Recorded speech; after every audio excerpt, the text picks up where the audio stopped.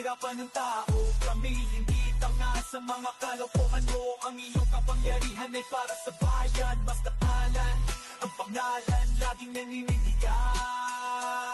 Huwag mong gamitin kahirapan ng tao. Kami hindi.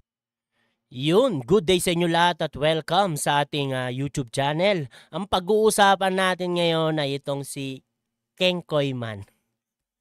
Meloyap Reacts 2.0. Bakit 2.0 na? Na-delete yung unang channel eh. Kawawa naman. Anyway, no, ang pag-uusapan natin ay itong si Kengkoy Man, no? Kasi meron na naman siyang depensang Kengkoy dito sa kanyang idol. Ano ba yan, Meloyap? Highly recommended ka pa naman, no? Ni Rapi Tulfo. Tapos ganyan lang yung depensa mo. Pang Kengkoy.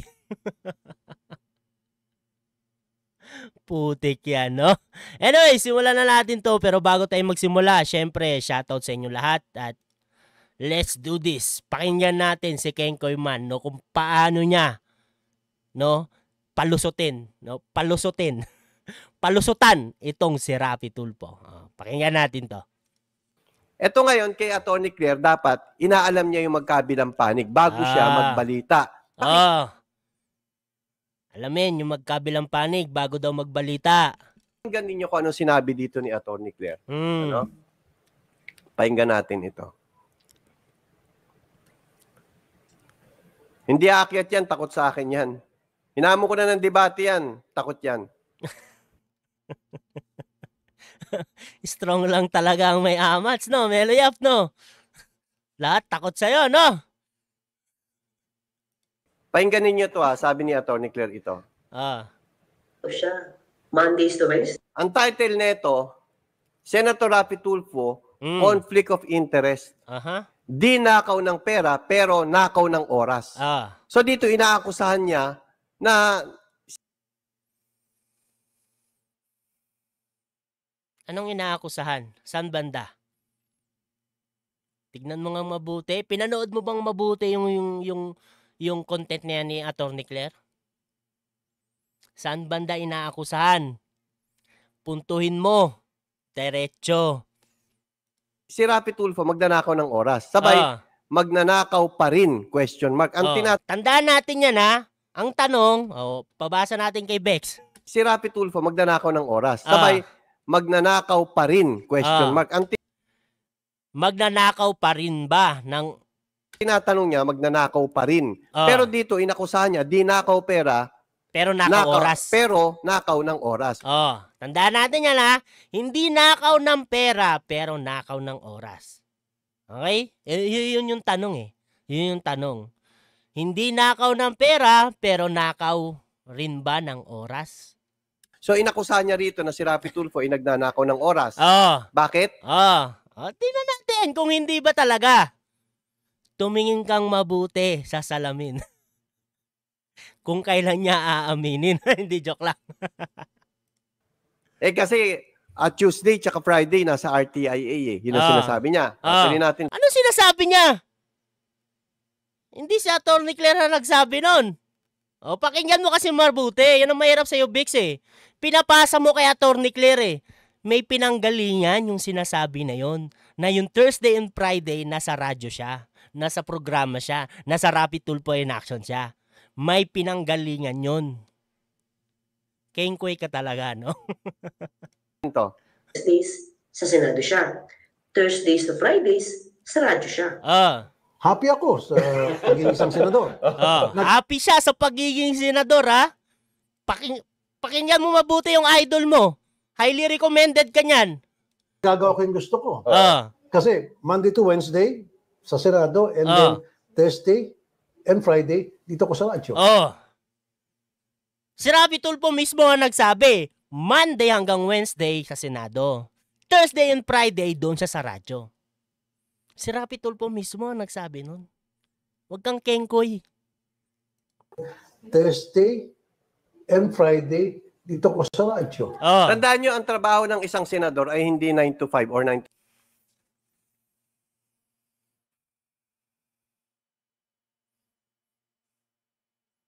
Ikaw ba ang tawag nito? Spokesperson ni Rapi Tulfo. Akala ko highly recommended vlogger ka lang. O, pakinggan natin si Bex. O, pakinggan natin mabuti to kung ano yung magiging palusot niya sa sinabi ni Rapi Tulfo. Okay? 2-6. Hindi po. Hindi. Nagtatrabaho ang senador kahit gabi. Nagtatrabaho daw ang senador kahit gabi. Pero sa umaga, hindi. Parang ganun ba yon? Kasi Thursday and Friday nasa Rapi Tulfo in action Ibig sabihin, pag senador ka, pwede ka naman ako magtrabaho ng gabi. E di sa umaga, hindi na lang muna ako magtatrabaho. Ganun ba? Ganun ba yung point mo? Meliap! Yung ba yung point mo? Nasa gabi na lang magtatrabaho si Rapi Tulfo. Total may gabi naman. Yun ba yun? Sa umaga, wag na ako magtrabaho. Di ba? Kahit sa oras ng trabaho ko, wag na ako magtrabaho. Sa iba ako magtatrabaho. Yun ba yung point mo? Ha? Kengkoy ka talaga? Pwede magtrabaho ng alas 9 ng gabi yan. Pwede magtrabaho ng alas 10 ng gabi yan. Pero dapat pwede rin pala magtrabaho ng alas 6 ng umaga. Ano ba talaga?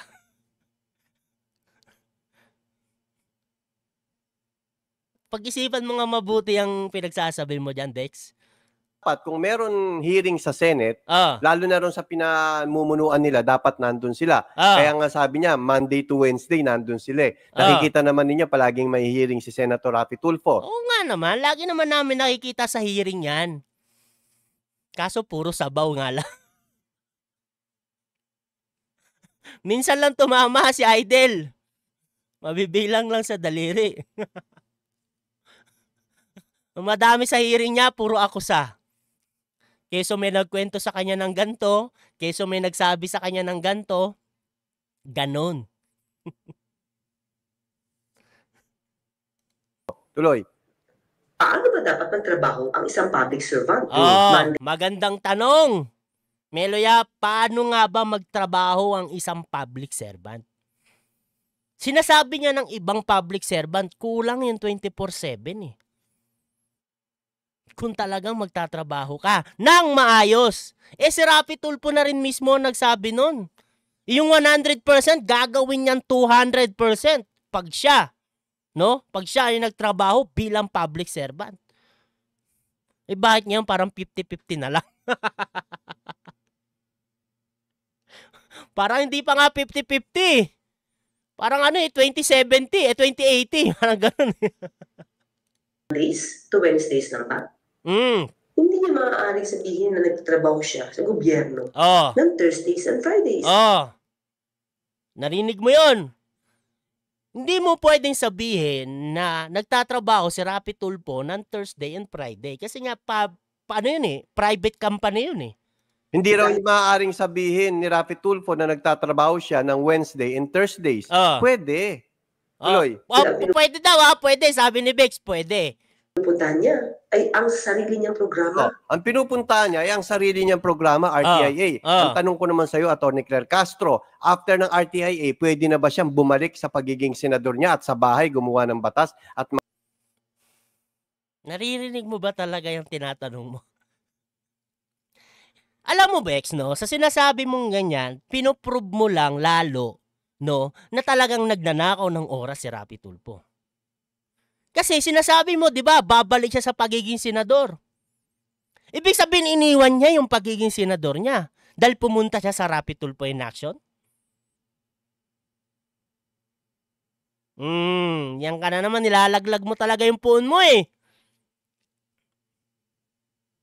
Tinan mo nga yung pinagsasabi mo dyan. Naririnig mo ba talaga? Sabi mo, di ba? Hindi ba pwedeng bumalik? Tanong mo kay Atty. Claire hindi ba pwedeng bumalik after niya mag-Rapi Tulfo in action? Bumalik siya sa pagiging senador? Ibig sabihin ba pag nasa Rapi Tulfo in action siya, hindi siya senador? Parang kinokontra mo si Idol sinasabi niya, constituency work niya yun. Di senador siya doon. Ikaw talaga. Kengkoy ka talaga, Meloyap. Napaka-kengkoy mo talaga. Nilalaglag mo talaga yung phone mo. Base sa sinasabi mo, sinasagot mo na yung tanong ni Atty. Claire na hindi nakaw ng oras. Ay, hindi nakaw ng pera pero nakaw ng oras. Kasi kinukuha niya yung oras niya na dapat nagtatrabaho siya bilang senador. Pumupunta siya sa isang private company para mawala yung pagiging senador niya. Ganun ba yun? Ang engot mo talaga. Di, joke lang. Pero ang kengkoy mo talaga, Meloyap. Napaka-kengkoy mo. Bagay talaga sa'yo yung tawag na kengkoy kasi napaka-kengkoy mo talaga. Hindi mo talaga naririnig yung mga sinasabi mo. Nilalaglag mo lalo yung puon mo dyan sa mga depensa mong pang-kengkoy. Mag-set ng mga meeting at pag-usapan ang mga nangyayari sa Senate. Hindi ba pwede 'yon? Nauutal ka na. Hindi ba pwede 'yon? Meloyap, pakinggan mo mabuti ang sinasabi mo.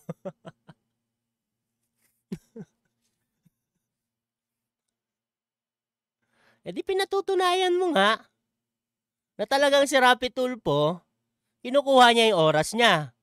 Imbes na magtrabaho siya bilang senador, bilang public servant, hindi na. Pupunta na sa private company. Pinapasahod siya doon, di ba? Yung oras ba na kinuha niya para pagiging senador niya at tinunta niya sa Rapi Tulfo in action? Di ba nasayang? Eng ka talaga no? Sagutin mo ako, Atty. Claire. Pwede o hindi? Nagtanong pa. Nagtanong ka pa ng ganyan. Pangkengkoy naman. Tanga talaga. Kita nyo, minsan madaling araw na nandun kasi minsan asan ba? Anong kita namin? Wala kami nakikita. Ni isang batas wala pa nga naipapasay ang puon mo. Hanggang noon madaling araw. Prove it! Puro ka salita.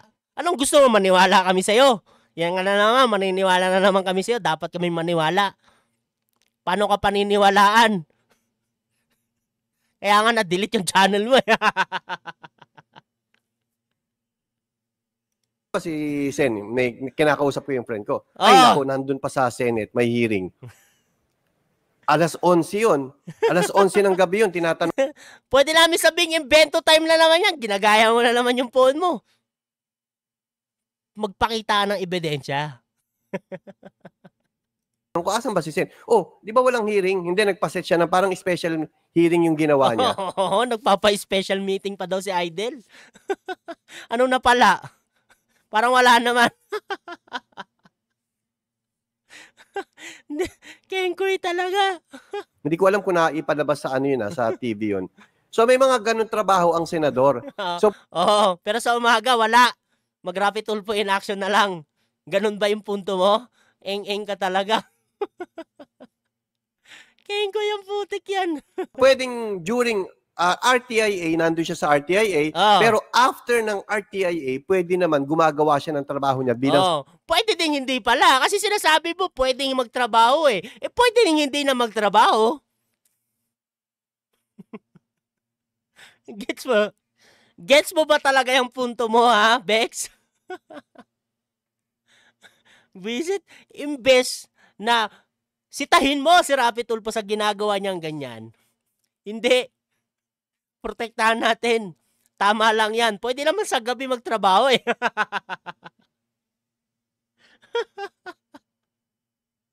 Joke talaga ng taon to no? Bagay talaga sa'yo yung pangalan, no? Na AKA Kengkoy. Ang senador. Tandaan nyo, ang senador ay hindi po 9 to 6. Pwede sila magtrabaho sa gabi, parang presidente yan. Pinulad pa sa presidente. Samantala yung presidente natin, umaga pala nagtatrabaho na. Antindi mo naman, Bex. Kinumpara mo pa talaga sa presidente, ha? Kengkoy ka talaga. Yung presidente natin, umaga pa lang, nagtatrabaho na yan. Inuumpisahan niya yung trabaho niya sa umaga pa lang bilang public servant. Si Rapi Tulfo, dyan sa Rapi Tulfo in Action, public servant ba yan? Kumikita sila dyan. Yung mga away pamilya, kumikita sila dyan. Kasi private company dyan. Private company yan. May sahod si Rapi Tulfo dyan. Labas sa pagiging senador niya, meron pa siyang sahod dyan sa Rapi Tulfo in Action. Kengkoy ka talaga. Si Duterte, di ba? Nocturnal siya, sabi niya. Bakit? Pinarehas pa talaga, no? Kasi sa gabi siya nagtatrabaho. Ibig bang sabihin, si Duterte hindi nagtatrabaho dahil tulog sa umaga? Ganyan mag-isip si Atty. Claire. O ikaw yung nag-iisip ng kung ano-ano.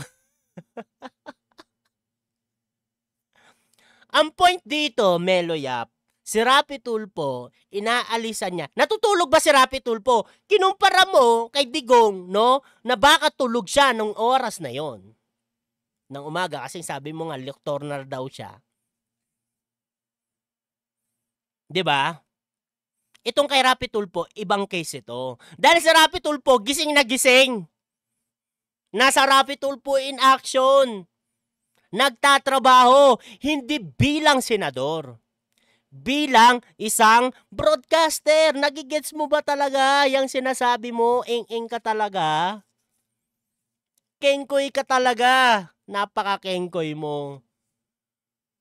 Pababa ng pababa, parang spaghetti. Dahil si Antindi talaga mag-isip na itong kengkoy na to, no? Atty. Claire ay isang kabatas. Tandaan mo, at sabi mo, Atty. Claire, dapat kinukuha mo yung panig ng kabila, di ba? But dito, kinuha mo ba ang panig ni Rapi Tulfo? Hindi. Kailangan pa pang kunin yung panig niya, kitang-kita mo na. Siya na mismo nagsabi. Ang magiging basihan natin, si Rapi Tulfo mismo. Gets mo ba talaga? Mo ba tinanong si Rapi Tulfo na, SRT, o Tulfo, Idol, anong ginagawa mo after RTIA?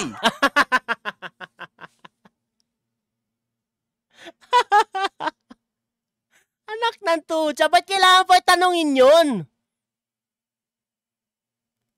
Melo Yap, bakit pa kailangan tanongin yun? Para malaman na nagtatrabaho siya after niya mag-Rapi Tulfo in Action? Ganun ba? Doon pa lang may mali na di ba? Dapat nagtatrabaho siya ng Monday hanggang Friday. Gets mo ba talaga yung point na yon? Hindi 3 days lang. Kasi kung sasabihin mo, nagtatrabaho ba siya after niya mag-Rapi Tulfo in Action? Di ba yun yung sinasabi mo? Dapat tanungin, baka nagtatrabaho after ng Rapi Tulfo in Action? O bakit iniwan niya? Ito kasi yung tanong dyan. Bakit iniwan niya yung pagiging senador niya? At mas pinili niyang mag-Rapi Tulfo in Action kaysa magtrabaho bilang senador. Samantalang binabayaran siya ng gobyerno, buo ang sahod niya. Na dapat gampanan niya yung pagiging senador niya. Diba? Sa kahit anumang oras. O bakit iniiwan niya?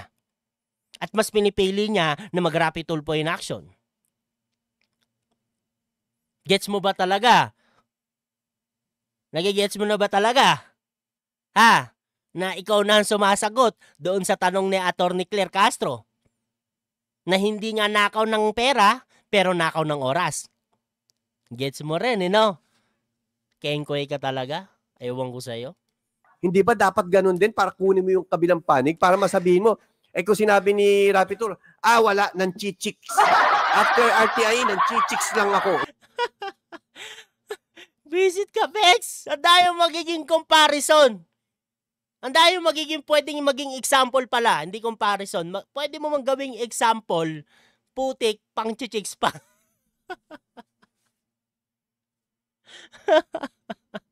Nilalaglag mo talaga yung phone mo, ha?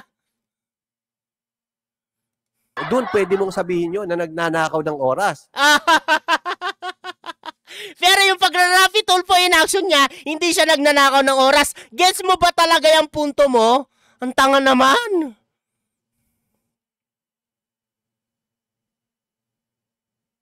Ang kengkoy mo talaga. Nag-example ka pa ng panchichicks. Anong pinagkaiba nun sa pagpunta niya sa Rapi Tulfo in action? Trabaho ba yun ng pagiging senador? Isip, gamitin mo utak mo, kaya ka nababangsagan na kengkoy kasi hindi ka gumagamit ng utak. Kahit konting common sense na lang, hirap ka pang umintindi. Common sense na nga lang yan. Ngayon, nag-example ka pa talaga. Sinabi mo pa, yun, pwede mong sabihin na nagsasayang ng oras o nagnanakaw ng oras. Kasi nanchichicks. O anong pinagkaiba nun sa pagrarapi tulpo in action niya?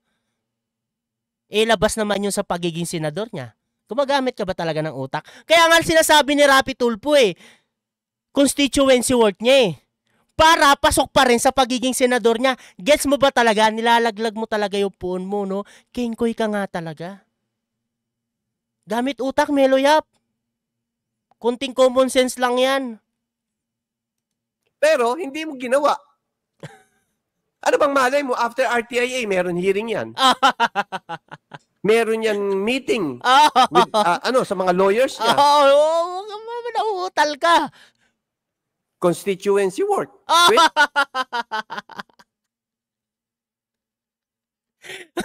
Naglag mo talaga, no? Si Rapi Tulfo, sinasabi niya, constituency work niyang Rapi Tulfo in action.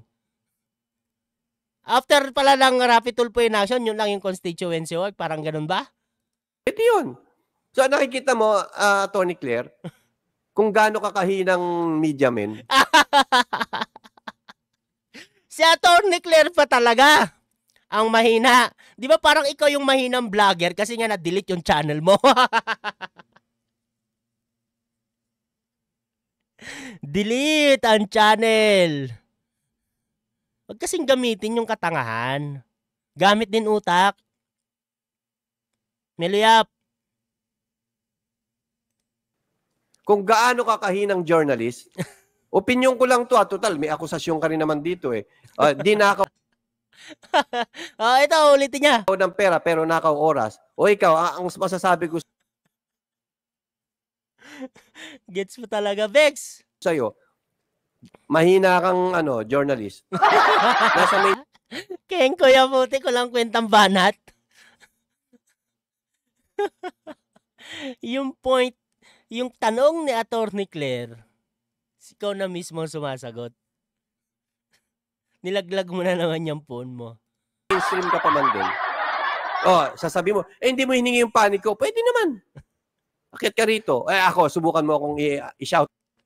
Anyway, mga master, no, hanggang dyan lang naman.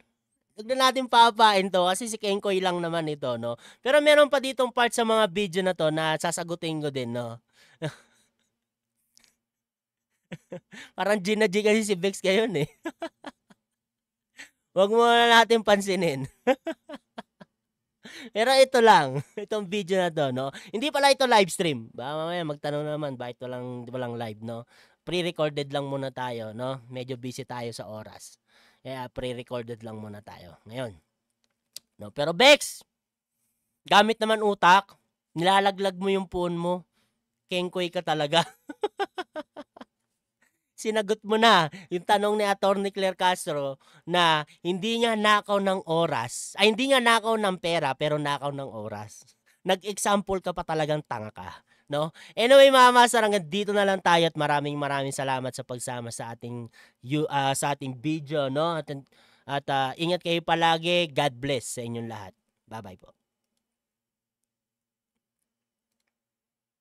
Huwag mong gamitin kahirapan ng tao. Kami hindi tanga sa mga kalokohan mo. Ang iyong kapangyarihan ay para sa bayan. Mas takalan ang pangalan, laging naninindigan. Huwag mong gamitin kahirapan ng tao.